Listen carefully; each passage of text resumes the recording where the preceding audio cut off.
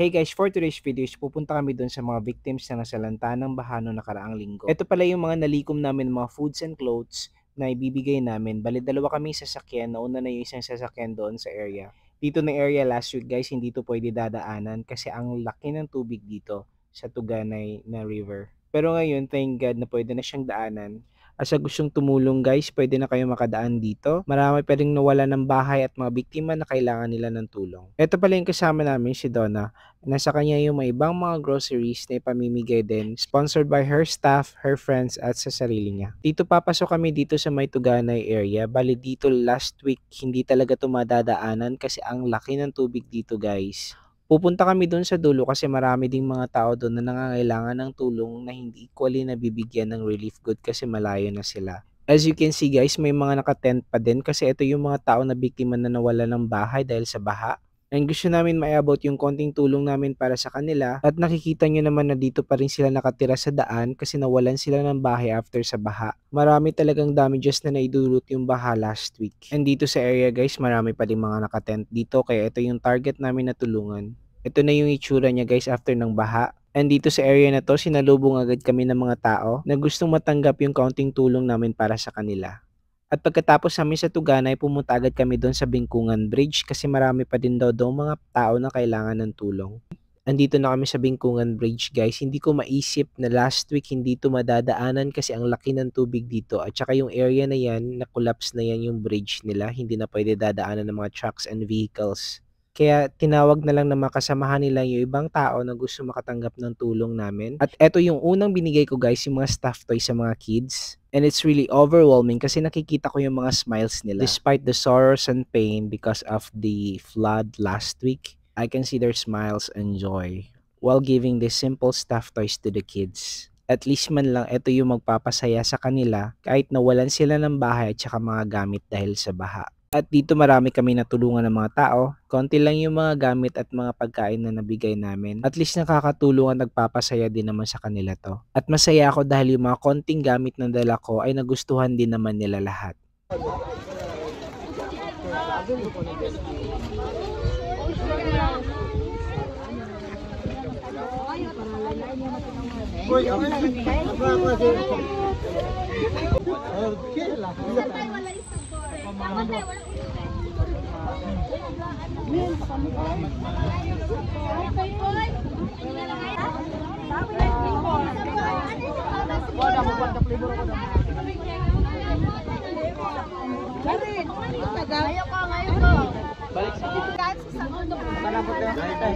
Tagaan mataulat lang.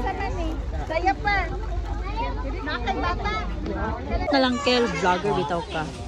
Kuno tipusin mo ang video ba ro kay tanong. Wala tayo gisradaan. Ay, So after namin dun sa Bingkungan Bridge, pumasok kami dito sa may Busaon, sa Purok 2 daw kasi marami din mga tao na nasalanta doon na gustong makatanggap ng tulong. At hindi ko ma-imagine na ang taas daw ng tubig dito guys. Nakikita nyo naman yung mga damages sa mga paligid. Medyo mahirap lang yung daanan dito kasi maputik pa din siya. Pero sinamahan kami ng tita ko dahil sabi niya marami pa din daw mga tao na humihingi ng kaunting tulong. Ito yung Purok 2 ng Barangay Busaon. At ang taas daw ng tubig dito last week guys. Dito na kami sa area, wala masyadong tao, baka siguro nandun pa sila sa mga evacuation center o lumipat na. Pero ito yung mga tao na sumalubong sa amin. At sa malayo pa lang nakikita namin yung ngiti nila.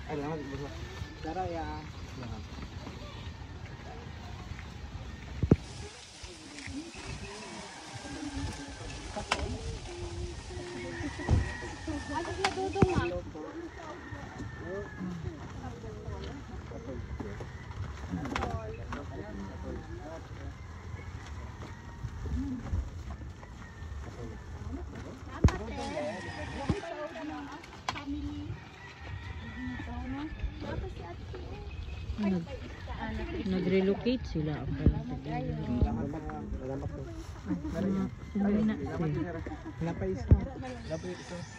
Katol? Ay, katol ya. Katul. kay saan dengue. Yo. Nawatan naman ko yung isa. Sa amo. Tagay gisat. Dara kani. Tagay kato.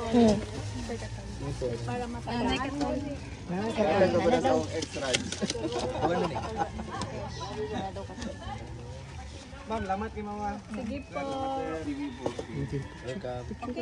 At saka after namin doon sa Bingkungan Bridge, sa Guadalupe, tsaka sa Barangay Busaon, dumiretso agad kami dito sa may Barangay Salvacion ng Tuganay. Kasi maraming nagsabi sa amin na marami daw mga evacuees dito sa school na to. And as you can see guys, dito na sila nakatira sa school after ng baha dahil nawalan sila ng mga bahay. At dito marami kami natulungan kasi ito yung last drop namin. Marami mga tao na gusto makatanggap ng tubig, pagkain, tsaka yung mga katol, pampers, tsaka mga damit at laruan. Can you print all? 2 years. 2 years old. Kani o, si Kokang.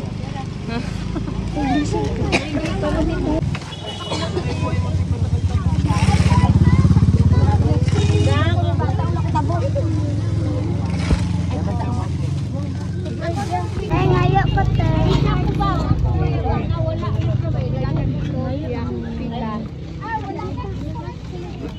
Tubig.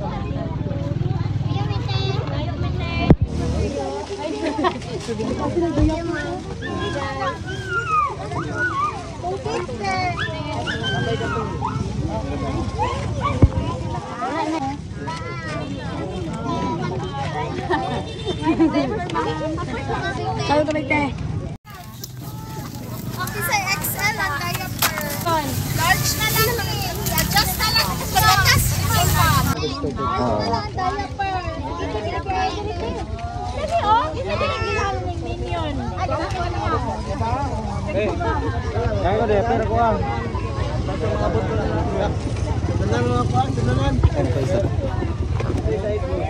Ayun lang ang siglanan kayo.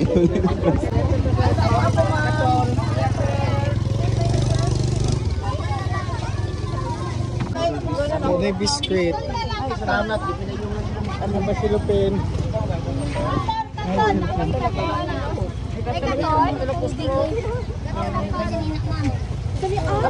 Sa Nila, wala na.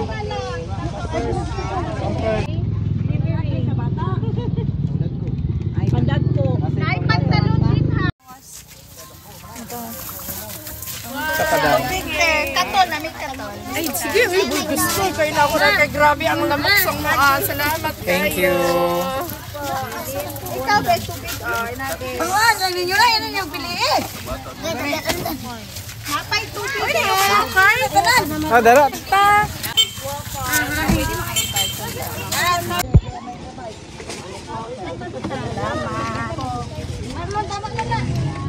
Napay sa lupin.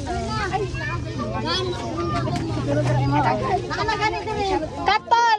Gusto katol. Nakoy katol. Katol. Ano na, dali na. Katol.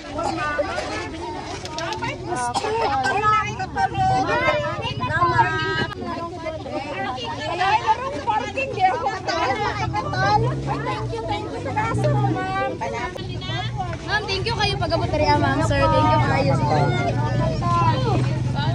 Nana ko ikatal. Wow ko, ma'am. Ma'am, pwede ko ba na ako akong tubig? Napay tubig. Napay tubig. Ay, pampers. Nahurot na mong pampers. Ikaw, te, tubig. Anay tubig? Nahurot na. Nahurot mo pantalon. Ako nahurot tanan.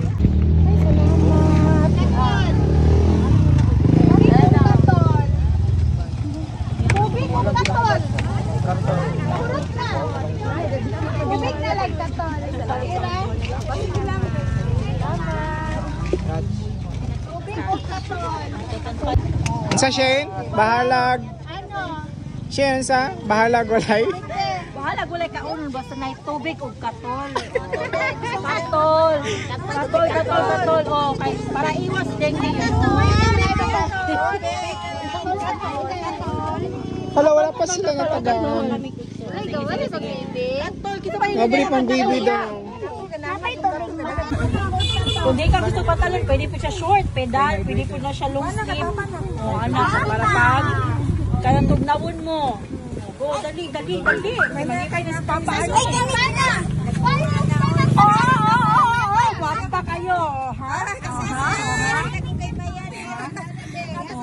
O kani siya, pwede ni siya kanang itrato. Diba? May magbasa-basa. Buwan online. Go. Diba? May pili ka na. Nagpapasalamat ako sa mga friends ko dahil sa kanila nagawa namin to despite sa mga busy schedules namin. Nakahanap kami ng paraan, oras, tsaka panahon para makapunta dito sa kanila para maiabot namin yung konting tulong namin. At sana makatulong pa kami ulit next time. See you guys again next vlog. Bye-bye!